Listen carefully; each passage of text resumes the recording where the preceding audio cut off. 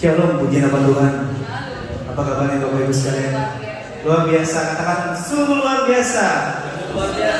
Di dalam Efesus 3 ayat 20, bagi dialah yang dapat melakukan jauh lebih banyak daripada yang kita doakan atau pikirkan, seperti yang ternyata dari kuasa yang bekerja di dalam kita. Mari kita bersama di dalam. Hamba bersyukur Tuhan pada pagi hari ini Tuhan kami bisa bersama-sama berkumpul, memuji, memuliakan nama-Mu Tuhan. Semua karena kebenaran-Mu Tuhan. Biarlah setiap kami Tuhan, para sidang jemaat-Mu, hamba-hamba-Mu, untuk tetap setia Tuhan. The total surrender di tahun ini Bapa. Kami percaya, kami agungkan hanya di dalam nama Yesus Tuhan. Haleluya. Amin. Mari kita siapkan hati kita.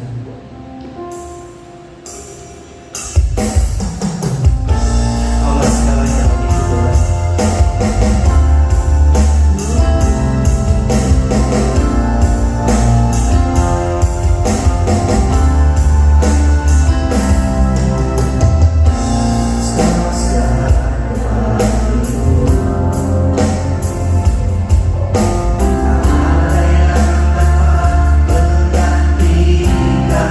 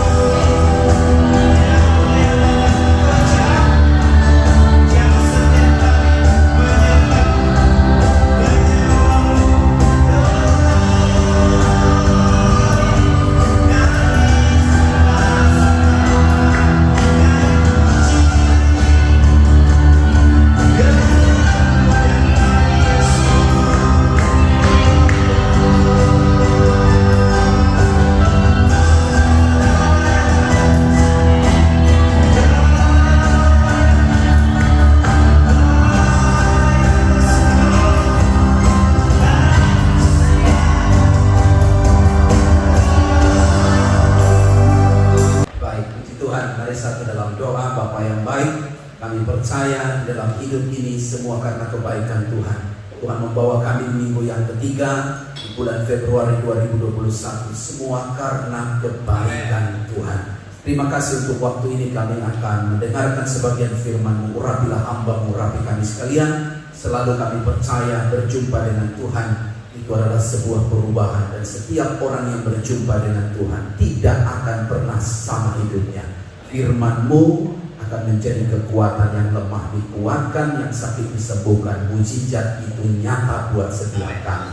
Kami menyambut mujizat Allah, pertolongan Tuhan, semua kekayaan sorgawi turun di tengah-tengah kami, sehingga kami pulang menjadi orang-orang yang berkemenangan, menjadi berkat dimanapun kami berada. Kami siap mendengarkan firman Tuhan. Dalam nama Yesus kami berdoa. Semua kita yang percaya bersama katakan baik. Puji Tuhan. Bapak Ibu Saudara sekalian yang dikasih tahu Tuhan, tahun 2021 adalah the year of total surrender. Dan bulan Februari khusus membahas tentang tema iman, pengharapan, dan kasih. Lalu kemudian saya diberikan tugas untuk membahas tentang pengharapan. Judul khotbah saya adalah pengharapan yang tidak mengecewakan. Bapak Ibu Saudara sekalian yang dikasih Tuhan, kalau kita melihat tentang perkembangan yang terbaru mengenai vaksin di Sydney, apa yang dapat kita bahasakan? Namanya adalah hope, yaitu pengharapan. Sekalipun virus ini betapa dahsyatnya, bahkan sampai 5 hari Melbourne dengan seketika di lockdown oleh karena ada varian virus baru yang lebih ganas dari sesudahnya. Maka hadirnya vaksin itu merupakan satu secercah harapan, kiranya kita bisa bebas atau menang dengan keadaan virus yang ada. Apa kira-kira akronim daripada hope atau pengharapan? Saya melihat akronimnya seperti ini. Have only positive expectation. Berharap yang positif, merindukan yang positif, dan kita memikirkan yang positif, secara khusus untuk apa yang disebut dengan delivery vaksin yang akan ada dan dikatakan mulai Maret akan diberikan kepada warga negara. Nah, Bapak Ibu Saudara sekalian yang dikasih Tuhan, kalau saya melihat sebuah quote seperti ini bilang begini. Yuk baca bersama-sama 1, 2, 3. No matter how hard life is, don't lose hope. Seberapa besar dan seberapa berat beban hidupmu, jangan hilang pengharapan. Amin Bapak Ibu. Amin Bapak Ibu. Jangan hilang pengharapan. Ibaratnya bilang begini, walau hilang duit gak boleh hilang pengharapan. Walau hilang pekerjaan jangan hilang pengharapan. Kalau hilang keluarga teman jangan hilang pengharapan. Kalau sudah hilang pengharapan jadi lemes, jadi akhirnya kita kurang semangat. Dan saya belajar satu quote lagi bilang begini, don't lose hope when the sun goes down, sebab the stars come out. Itulah pengharapan itu. Ketika kemudian tiba-tiba matahari terbenam, oh gelap sudah. Jangan hilang pengharapan, sebab sebentar lagi bintang akan bercahaya. Amin Bapak Ibu. Amin Bapak Ibu. Kita beri tepuk tangan dulu yang baik buat Tuhan kita yang luar biasa. Jadi jangan hilang pengharapan. Bahkan ada satu quote bilang lagi begini, don't lose hope. You never know what tomorrow will bring. Mungkin hari ini engkau kepompong, kelak kau bisa jadi kupu-kupu. Mungkin hari ini orang gak pandang kamu. Siapalah kamu ini? Excuse me, siapa kamu? Excuse me, kenalkan dulu dirimu. Siapa yang menyangka bahwa rupanya gak selamanya kepompong akan tetap jadi kepompong. Bisa yang kepompong itu jadi kupu-kupu. Seorang yang miskin, seorang laki-laki yang sederhana, yang gak dipandang banyak orang, hanya bawa turis di Hong Kong sana, namanya Jack Ma. Tapi tiba-tiba melejit, bisa menjadi seorang yang kaya raya dan diperhitungkan. Dia nggak punya apa-apa. Dari penampilannya sepertinya orang bilang, gak ada potongan, dia orang kaya. Dilihat lagi dari samping, alah, potongan gak ada jahitan apalagi. Gak mungkin ini jadi orang kaya. Dilihat lagi dari postur tubuh, aduh, mau jadi apa? Paling jadi turis guide seumur hidup, bisa bahasa Inggris sedikit, oke lah jadi guru bahasa Inggris, ya paling penterjemah. Tapi ingat, one day, dan betul, dari kepompong itu bisa jadi kupu-kupu. Dan siapa yang tidak tahu Jack Ma sekarang? Nah, Bapak Ibu, jangan hilang pengharapan. Tapi Alkitabku sangat hebat. Tidak hanya bicara itu. Ketika engkau sedang broken heart mungkin, ketika engkau mungkin sedang hilang pekerjaan, ataupun mungkin engkau sedang ada yang disebut dengan lose, financial lose, engkau hilang pendapatan. Sekali lagi, jangan hilang pengharapan. Alkitab hebat, luar biasa. Saya sangat bangga dengan Alkitab. Dia bilang begini, yuk baca sama-sama apa kata firman Tuhan dalam bagian Alkitab ini. Keras, 1, 2, 3.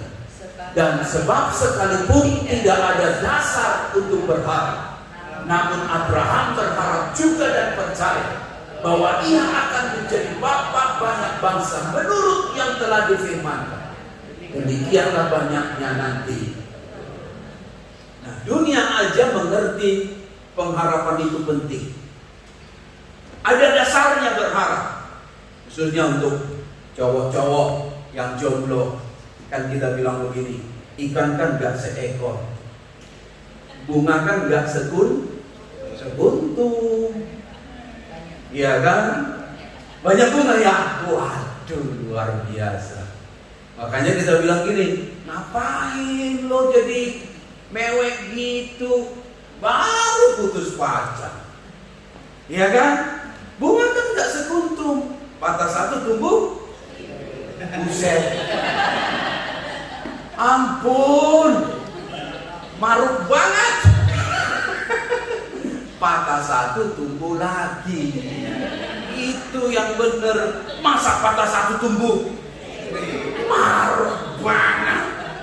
Dasar. Harusnya patah satu tumbuh lagi. Itu enggak Pak, saya ada karunia Salomo Pak.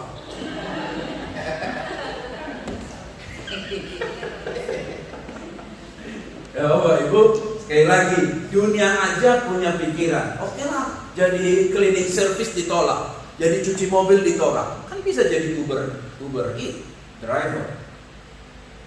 Ada dasar masih berharap. Oh, di restoran ini banyak pekerjaan, ada dasar berharap. Tapi engkau akan dipojokkan suatu ketika kepada pengalaman Abraham. Tidak ada dasar untuk berharap. Tidak ada dasar untuk berharap. Pes.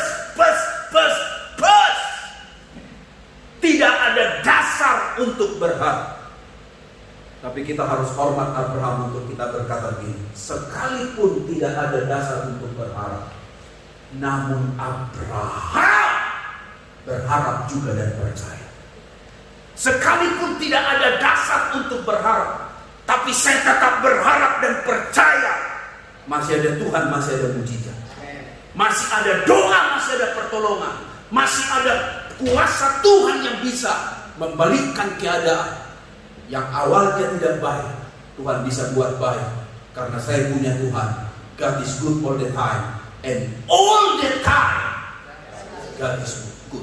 Kebaikan Tuhan itu bukan ditentukan suasana, bukan ditentukan situasi, bukan ditentukan karena saya baik.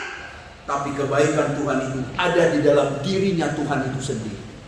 Memang Tuhan itu Tuhan yang baik.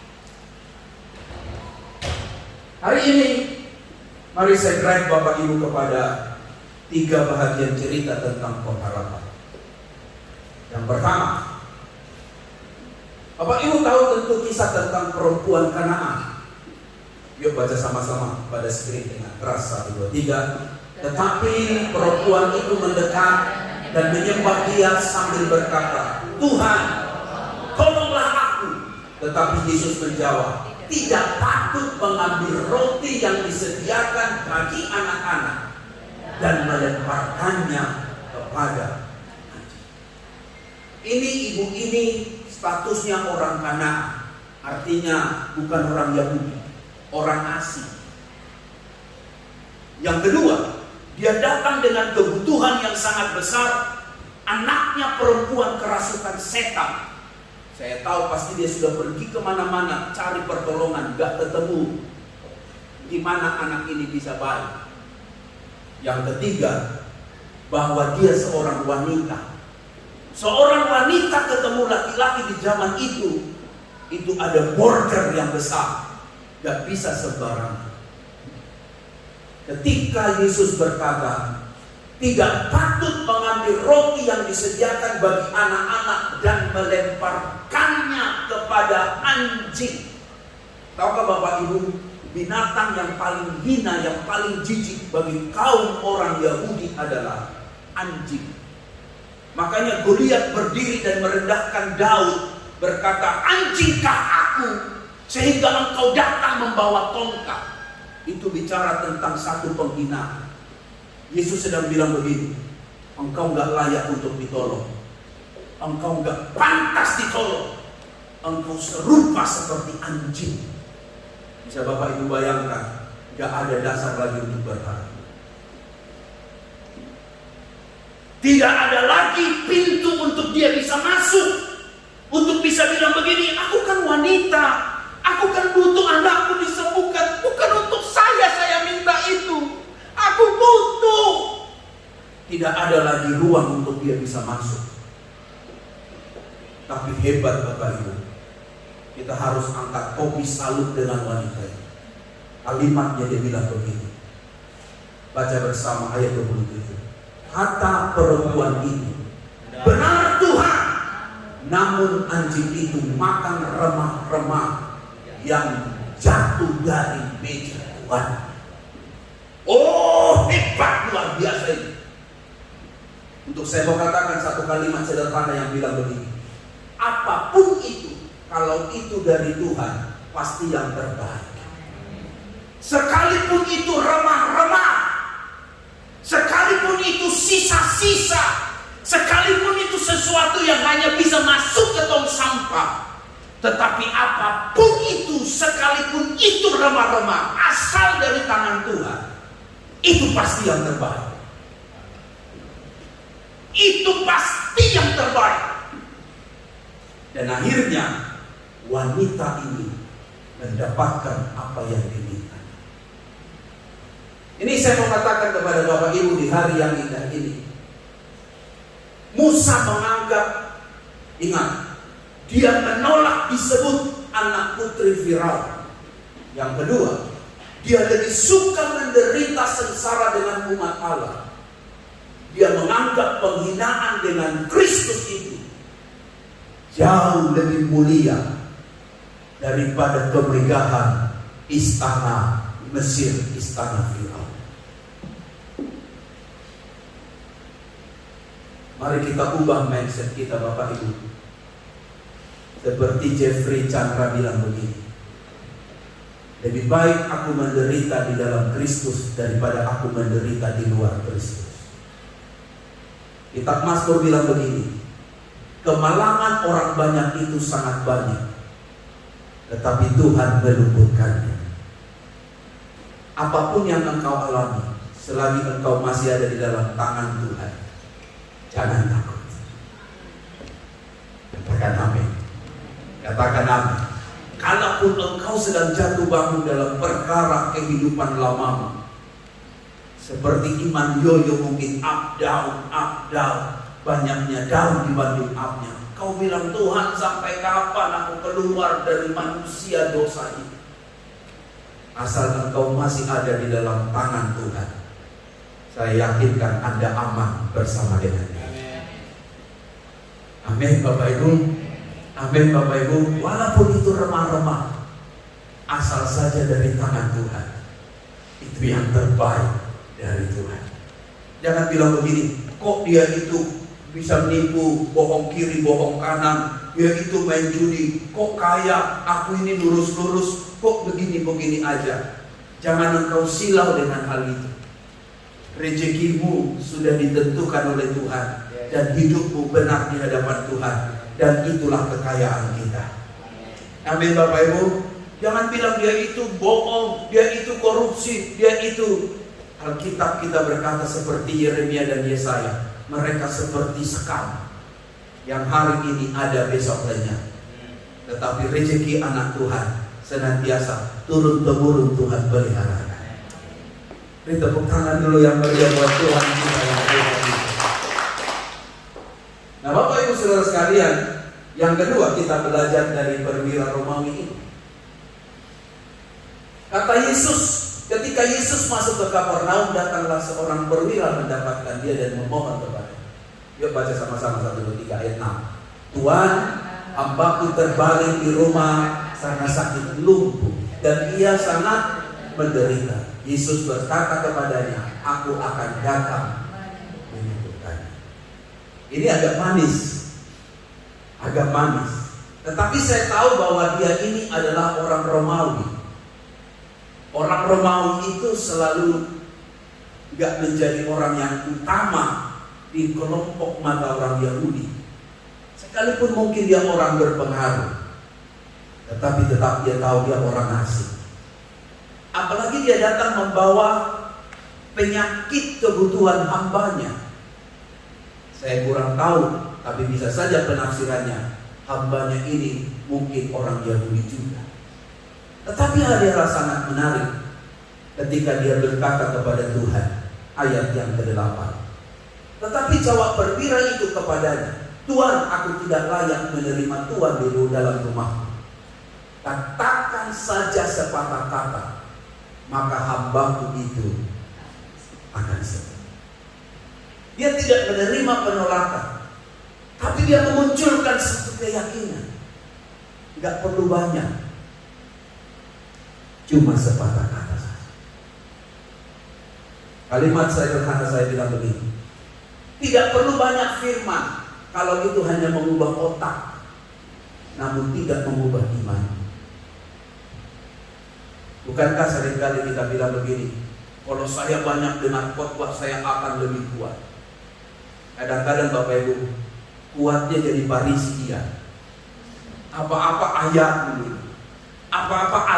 dulu, akhirnya kita menjadi ayatiah. Siapa namamu? Ayatiah. Apa-apa ayat. Gak salah kita banyak tahu firman, tapi membuat itu engkau jadi Farisi dan dari ahli Taurat, itu Tuhan bisa bilang begini, engkau itu seperti piring yang luarnya bersih, dalamnya kotor. Entah engkau itu apa-apa ayat. Enak kita ketemu orang yang seperti itu. Benar gak? Dia selalu firman ini, otaknya penuh firman, tapi hidupnya gak pernah berubah. Tetapi sepatah kata saja ayat firman, namun itu langsung engkau imani. Saya yakin Bapak Ibu, bukan karena banyaknya, tetapi sesuatu yang sangat dahsyat luar biasa. Sepatah kata firman itu bekerja lagi. Ayat firman Tuhan bilang begini kepada kita, sesungguhnya sekiranya kamu mempunyai iman sebesar sebiji atau sebesar biji sesawi saja, gak perlu sebesar batu bongkahan, atau mungkin seperti sebesar batu atau bola kasti, sebesar biji sesawi. Seperti apa biji sesawi itu? Ibaratnya lebih besar masih dari biji lada daripada biji sesawi. Betapa kecilnya, tapi sekecil itu engkau dapat berkata kepada gunung-gunung itu akan berakhir. Bapak Ibu, gak perlu besar-besar. Artinya apa? Sepatah kata saja. Bukankah ini yang menarik? Yuk baca sama-sama 1, 2, 3. Let your faith be bigger. Gak perlu banyak ayat tentang corona.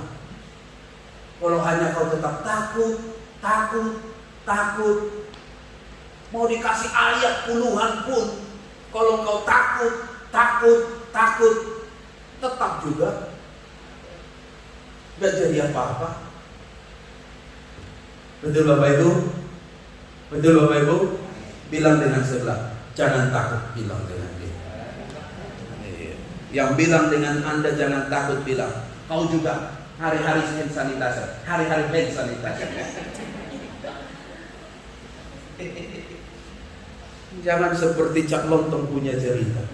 Apa-apa hand sanitizer, apa-apa hand sanitizer. Lalu kemudian setelah hand sanitizer lagi. Apa-apa katanya harus selalu cuci tangan. Apa-apa harus selalu cuci tangan. Apa-apa harus selalu cuci tangan. Habis cuci tangan lagi. Kapan kerjanya? Iya kan? Apa-apa takut, apa-apa takut, apa-apa takut. Akhirnya yang membunuh kita bukan coronanya, tapi stres. Betul Bapak Ibu, biar iman kita lebih besar dari ketakutan itu. Amin Bapak Ibu.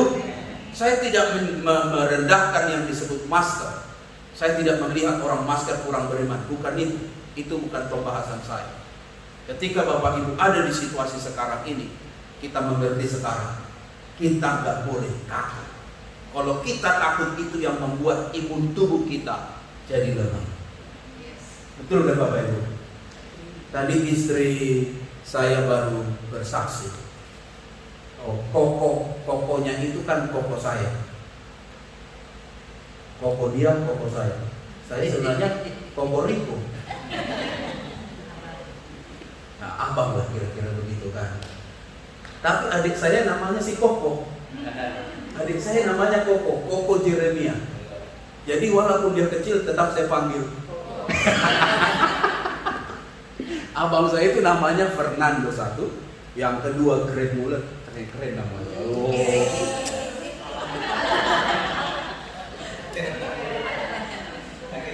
Yang terakhir itu Koko. Jadi saya pun nggak tahu nih ceritanya apa ini si Koko ini. Kok jadi namanya Koko gitu. Yang saya tahu dulu di zaman saya bahwa Kokoriko. Nggak tahu Bapak Ibu masih tahu nggak itu? Pernah dengar itu Kokoriko? Kokotomo.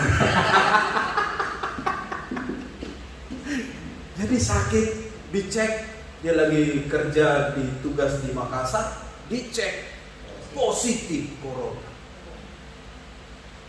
Dan mertua saya ikut sama-sama ke Makassar. Satu rumah, langsung kelimpungan semua keluarga. Umur mertua 71 tahun. Wah!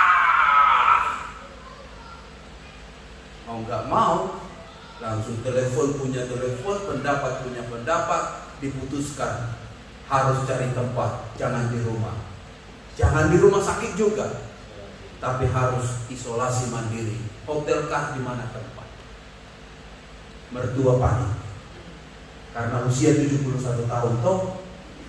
Kemudian telepon dengan anaknya, kemudian kita dukung dalam doa. Kita bilang, "Mak, positif corona jauh lebih baik kita tahu sekarang daripada kita tidak tahu hasilnya tiba-tiba udah merebak. Yang jelas jangan takut, Mak. Kita berdoa biar Koko isolasi mandiri.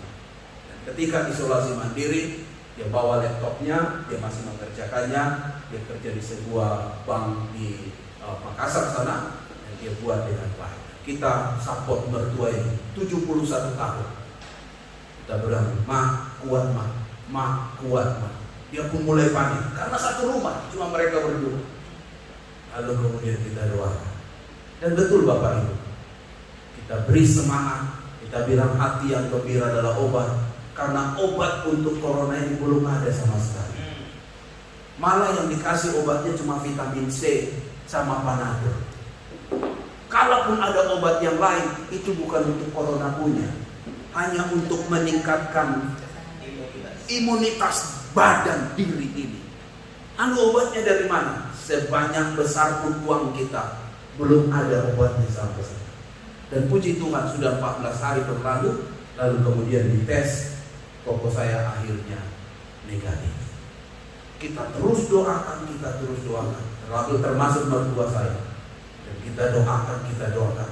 Dan dia tidak ada simptom-simptom.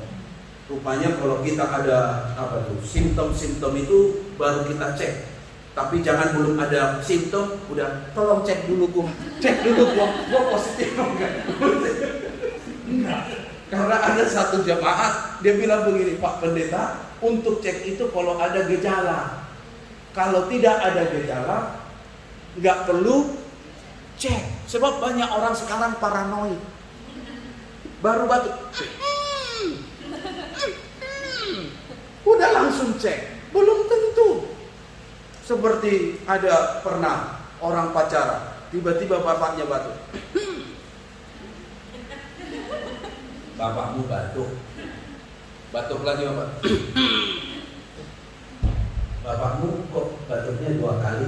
Maksudnya udah jam 10 sebenarnya suruh pulang gitu maksudnya. Bapaknya batuk lagi. Katanya. Datang pacar dari bilang begini, yuk kita pergi, kita beli obat batuk buat bapakmu.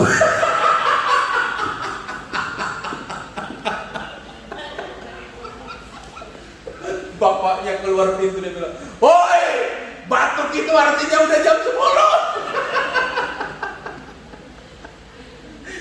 Jadi batuk itu kan gak selalu artinya corona. Betul gak Bapak Ibu? Betul gak Bapak Ibu? Jangan apa-apa suamimu batuk, itu lain. Di rumah saya batuk beda. Goreng pisang keluar. Batuk 2 kali, kopi keluar. Batuk 3 kali, ambil sendiri.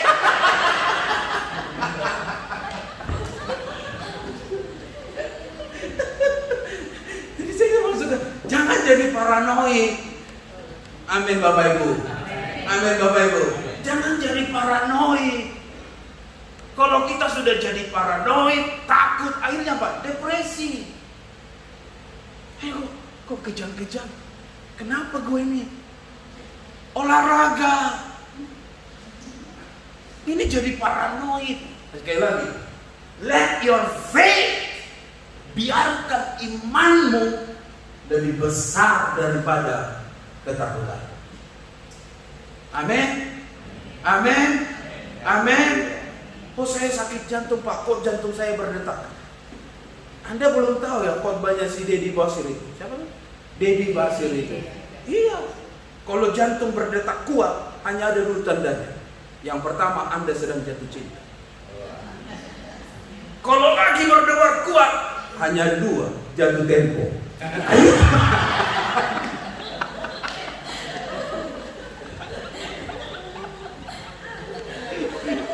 Utang belum bayar, sudah jatuh tempo.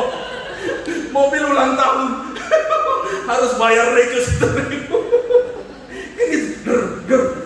Yang pertama jatuh cinta, yang kedua jatuh tempo. Kalau jatuh tempo ya begitu, harus kuat punya cerita. Jadi nggak boleh kita jadi paranoid Bapak Ibu. Ayat ini bilang begini kepada kita tentang Gideon. Gideon itu sebenarnya seorang petani, nggak pernah pegang senjata, nggak dilatih jadi prajurit, cuma paling ngejar bebek di pinggir sampah, dia bikin sawah, paling cari ikan, gak pernah dilatih untuk tembak, berburu binatang buas. Hanya seorang petani dari suku kaum terkecil di Israel. Bahkan Gideon itu dikatakan keluarga masa lalunya penyembah berhala. Punya pasukan cuma 300, bandingkan dengan musuh 135.000 musuh. Tapi ada cerita from zero to hero. Oleh karena apa? Tuhan bisa pakai orang-orang biasa melakukan perkara-perkara yang luar biasa. Amin. Bagaimana bisa ceritanya itu? Ceritanya adalah musuh bangsa Midian itu adalah 135.000. Pasukannya 32.000. Tiba-tiba Tuhan bilang begini, yang takut suruh pulang. Gideon bilang, siap Tuhan. Dia mengumumkan, pasukan yang 32.000, perintah hari ini, yang takut berperang, pulang. Alkitab mencatat, maka pulanglah 22.000 orang. Bisa Bapak Ibu bayangkan yang tinggal berapa saudara? 10.000. Sebab buat apa orang takut dibawa ke medan perang?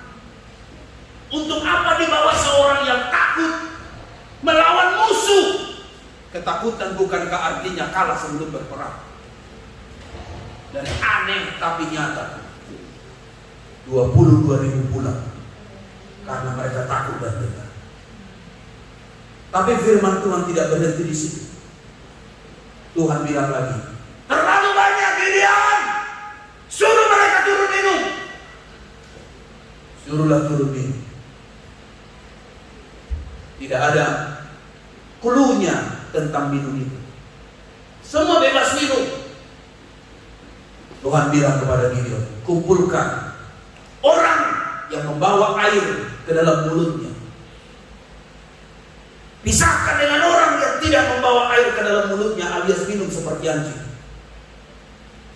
Dikumpulkanlah orang yang minum membawa air ke mulutnya.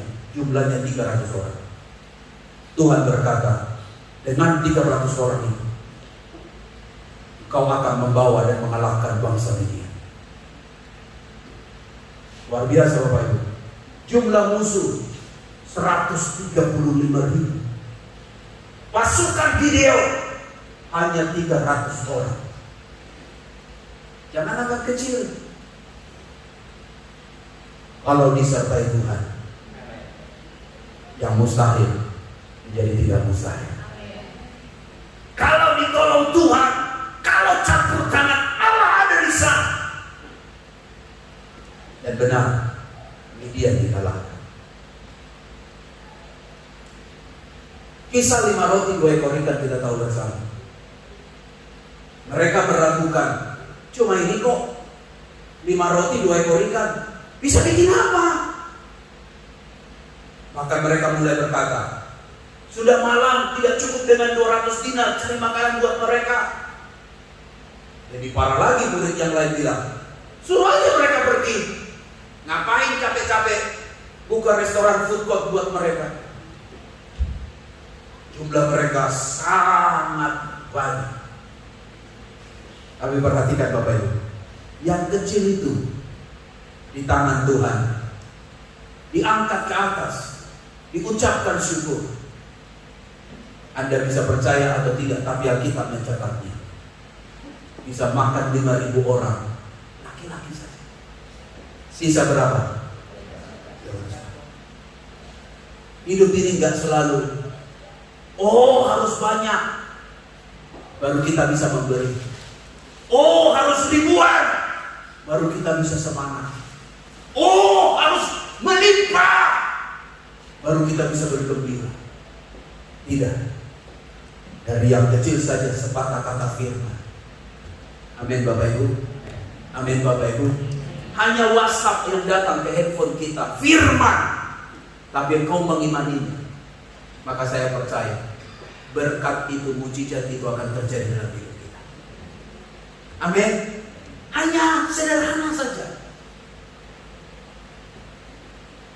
Alkitab mencatat yang ketiga tentang Simon di Danau Genesaret. Menarik.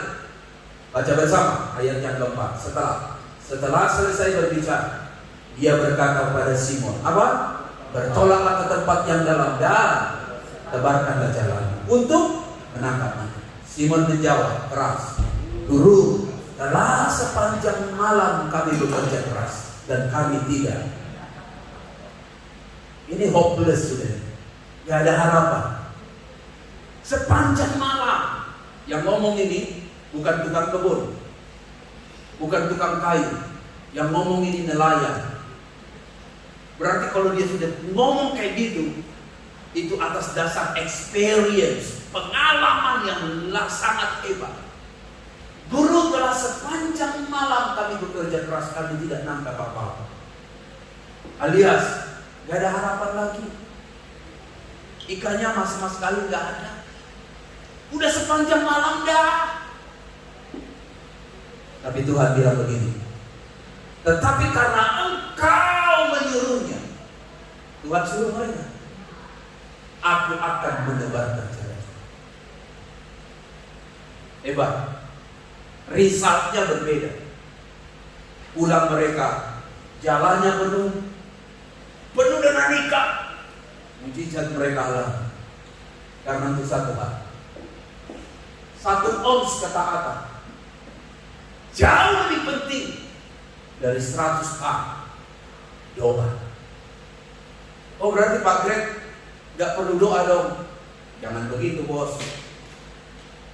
Banyak berdoa, banyak berkat, sedikit berdoa, sedikit berkat, tidak berdoa, tidak ada berkat. Tetapi kalau cuma doa tanpa tindakan ketaatan, gak ada hasilnya apa-apa.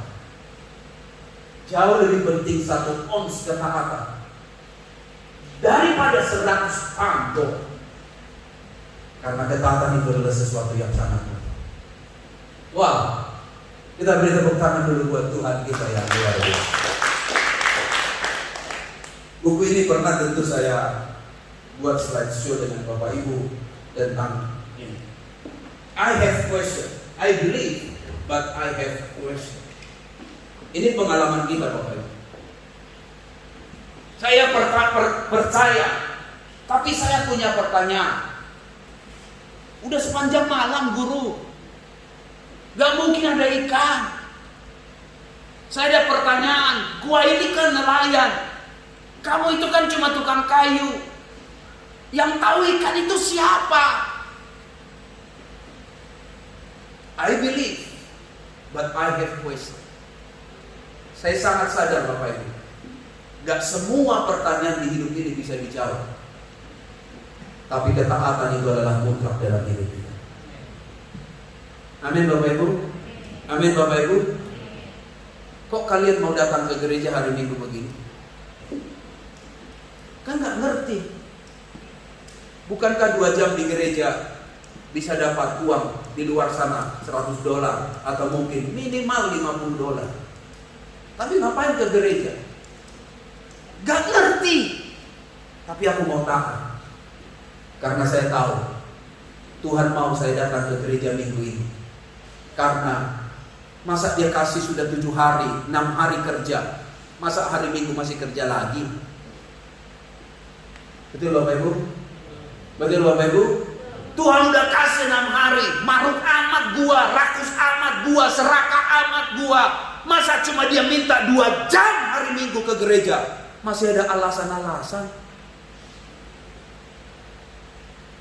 Harusnya kita ngerti itu. Tapi sekalipun gak ngerti, kita belajar. Saya mau tahu. Charles Lewis bilang begini, I believe in Christ like I believe in the sun, not because I can see it, but by it I can see everything else. Seperti lihat matahari, kadang-kadang gak kita lihat, tapi setelah dia muncul gak ngerti kita, tapi akhirnya kita bisa ngerti segalanya bisa kita lihat. Itulah kita ikut dalam Tuhan. Dibutuhkan ketaatan. Katakan amin. Katakan amin. Kadang gak ngerti, gak paham, tapi aku mau taat.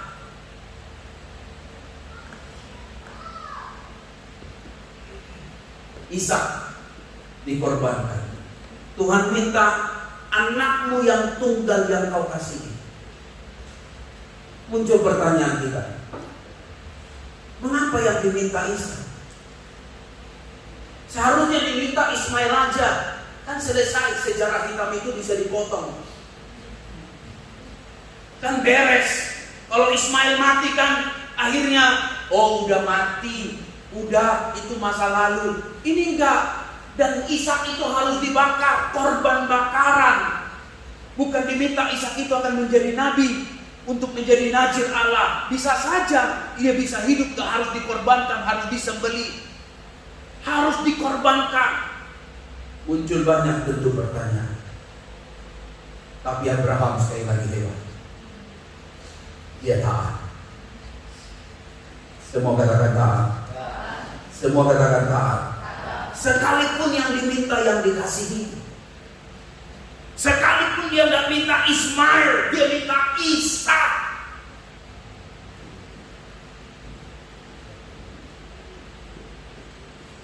Bulan Februari kita kehilangan seorang hamba Tuhan yang sangat-sangat memberkati gereja-gereja Tuhan, khususnya di Indonesia. Beliau adalah pendeta Yakob. Dia lahir bulan Februari tanggal 25. Meninggalnya juga bulan Februari tanggal 2. Dia berumur 74 tahun. Saya jadi guru sekolah minggu 7 tahun di gereja Mawarsara. Mungkin habis itu 8 tahun mungkin saya jadi guru besar kali. Bayangkan jadi guru besar sekolah minggu. Ada pangkatnya gak Pak Kria? Ada yo. Jadi guru besar, besar banget ini.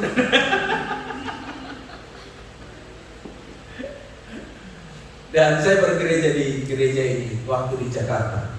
Saya dibaptis juga di gereja ini, gereja Mawarsara. Wow, hamba Tuhan ini dikenal banyak orang dan dia merupakan pionir, penggerak api Pentakosta di Indonesia. Apalagi dulu ada istilah doa semalaman. Beliau ini ada di belakang itu. Habis lulus dari Korea, dia membawa api kebangunan rohani melalui doa. Sehingga ada doa semalaman. Oh, gencar luar biasa. Dan beliau ini kalau khotbah asik. Banyak hal yang saya belajar dari beliau. Selain belajar khotbah, saya belajar dari dia secara tidak langsung. Oh, dia bisa khotbah 1,5 jam. Gak bosan orang. Wah, saya kaget. 4 kali kebaktian hari Minggu, dia khotbah 4 tempatnya. 1 jam 30 menit dia berkhotbah. Dia punya moto yang selalu ditanam di dalam hati kita, orang-orang yang menjadi junior anak-anak rohani. Kita panggil dia Om. Dia bilang begini, kalau mau jadi pendeta jangan setengah-setengah. Saya pikir betul juga. Kalau enggak setengah jadi pendeta, nanti setengah jadi pendekar.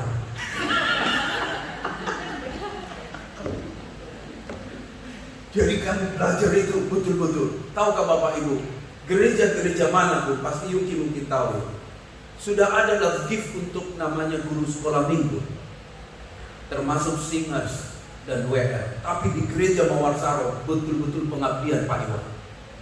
Betul-betul pengabdian. Disinilah lagu marsnya itu. Kerja buat Tuhan selalu manis, biar tanpa gaji, asal pakai dasi. Nah itu di sini, di gereja ini. Jadi banyak orang mental di sini gak jadi melayani karena apa? Terpengaruh dengan love gift di sekitar sana. Mawarsara terkenalnya pengabdian. Betul-betul dapat love gift cuma ditulis 1 T. Kita pikir triliun, terima kasih. Jadi cuma terima kasih. Jadi guru sekolah minggu kita cuma dapat ongkos, itu pun ongkos cuma 5.000 di zaman itu. 5.000 rupiah, itu pun sudah kita banggakan. Dan belajar dari pelayanan di sini, waduh betul-betul luar biasa. Tapi jemaatnya luar biasa cintakan. Dan Pak Yakob selalu ngajar kita, jangan jadi pendeta setengah-setengah. Termasuk teman-teman adik-adikku di sini yang sudah jadi pastor. Jadi pastor jangan setengah-setengah. Kayaknya nggak ada amin. Kayaknya jadi pastor jangan setengah-setengah. Nah, baru 10 orang. Baru 15 orang. Kok kayak dipaksa Pak? Betul Bapak Ibu. Kalau kita jadi setengah-setengah nggak jadi apa-apa. Kalau jadi pastor betul total. Betul-betul. Dan beliau ini, wah, saya betul-betul hebat, luar biasa. Hamba Tuhan inilah yang selalu bangun jam 6 atau jam 5 pagi doa pagi. Sampai dia meninggal pun tetap masih ada doa pagi di gereja. Di kota Jakarta. Selain saya belajar khotbah darinya, belajar bagaimana dia berkhotbah, suka baca buku, tidak miskin ide, tidak miskin kata-kata. Dia seorang orator yang hebat. 1 jam 30 dia khotbah orang dan dosa. Hebat Tuhan. Yang lebih saya salut adalah iman. Dia punya iman. Dia mau membangun gereja. Dia punya judul buku anak desa jadi pendeta. Dia sadar dia anak desa. Untuk mau bangun gereja tidak mudah. Tapi imannya, dia punya bangunan gereja kelak kata. Dan betul, dibangun gereja di Jakarta, di Kelapa Gading, itu bisa masuk kursi 10.000 kursi. Kalau ada 2 gereja yang megah di Indonesia, di Jakarta khususnya, itu gereja Kemayoran. Ini siapa tuh? Pak Stephen Tong. Pak Stephen Tong, Kemayoran itu. Kalau Pak Niko masih yang Sentul. Tapi itu pun untuk umum. Yang SCC itu, Sentul itu, City. Tapi kalau gereja baru 2. Punya Pak Yakob sama punya Pak Stephen. Luar biasa. Tahu Bapak Ibu, berapa lama ini gereja diimpikan? Sampai jadi. Sebelum itu pindah-pindah. Bahkan dikenal gereja Mawar Sarong, gereja pindah-pindah. Mulai dari Raden Saleh.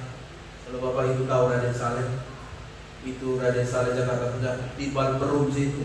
Kemudian pergi ke SMK, pindah lagi ke Matraman, pindah lagi kemana-mana. Sampai akhirnya ini wujud bangunan ini. Dan bangunan ini berdiri megah di Kelapa Gading. Tahu dong Kelapa Gading? Bangunan ini di Jalan Hibrida. Itu hampir dekat dengan Cakung. Sebenarnya itu rawa-rawa. Menurut saya nggak bisa berdiri bangunan sehebat begini. Karena dia harus punya apa? Pondasinya harus sangat dalam. Ini rawa ini. Tapi bisa berdiri. Dapat izin. Dan luar biasa. Berapa lama dia berdoa begitu? 31 tahun. 31 tahun.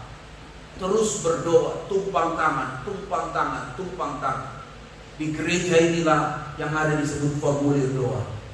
Kalau Bapak Ibu pernah pergi ke Mawar Sarong, ada formulir doa, kita tulis formulir doa, ditaruh di dalam kotak kaca, ditumpang tangan setiap minggu.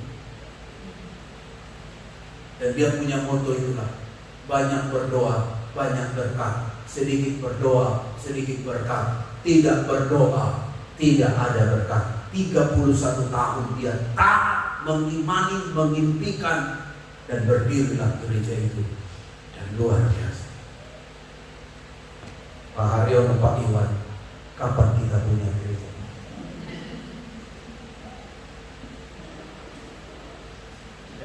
Tidak banyak. Pak Iwan, kapan kita punya gereja? Pak Doni Benuai, kapan kita punya gereja? Pak Greg, kapan kita punya gereja? Kita sedang memikirkan generasi. Generasi ini yang digembalakan oleh Yohana, kelak mereka di mana beribadah? Apakah Jire hanya habis di jejak langkah Pak Haryono? Apakah Kos hanya habis di Pak Iwan? Dan Narwaso hanya habis di Pak Greg? Apakah kita tidak memikirkan ada satu bangunan gereja yang layak untuk itu, supaya generasi ini bisa terus digembalakan membawa panji-panji Kristus? Gak tahu memulainya dari mana. Datang jemaat saya angkat tangan, Pak Greg, tolong doakan saya. Ada apa? Biar kita Narwastu punya bangunan gereja yang baru. Saya bilang amin. Pak, tolong doakan supaya saya dapat lontong.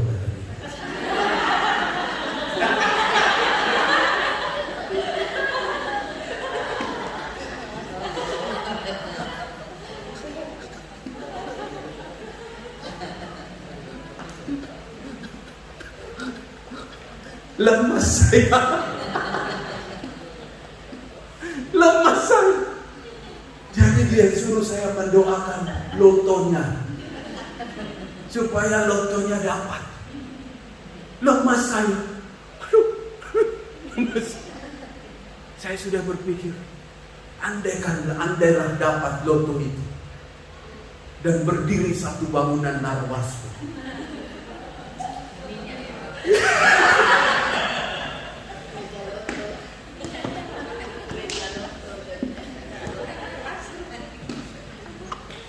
Kira-kira kalau orang lewat di samping gereja saya, kira-kira apa dengan pikiran dia?